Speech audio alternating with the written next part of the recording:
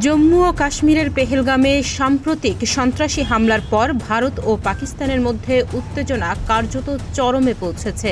উভয় দেশই একে অপরের বিরুদ্ধে পাল্টাপাল্টি পদক্ষেপ নিয়েছে এবং সর্বশেষ প্রতিবেশী দেশ পাকিস্তানের জাহাজ প্রবেশ নিষিদ্ধ করেছে ভারত। এরই জবাবে পাল্টা পদক্ষেপ নিয়েছে পাকিস্তান। দেশটি এবার ভারতীয় জাহাজের জন্য পাকিস্তানের সকল বন্দর বন্ধ করে দিয়েছে। একই সঙ্গে পাকিস্তানি পতাকাবাহী জাহাজও ভারতের কোনো বন্দরে যাবে না বলেও জানিয়েছে ইসলামাবাদ। পাকিস্তানি গণমাধ্যমগুলো বলছে, কাশ্মীরের পেহেলগামে প্রাণঘাতী হামলার পর ভারতের সঙ্গে সম্পর্ক আরও খারাপ হওয়ায় পাকিস্তান শনিবার ভারতের পতাকাবাহী জাহাজের জন্য নিজ দেশের বন্দর ব্যবহারে নিষেধাজ্ঞা জারি করে। গত 22 এপ্রিলের হামলায় পেহেলগামে 26 জন নিহত হন, যাদের বেশিরভাগই পর্যটক। এটি 2000 সালের পর কাশ্মীরের অন্যতম ভয়াবহ হামলা।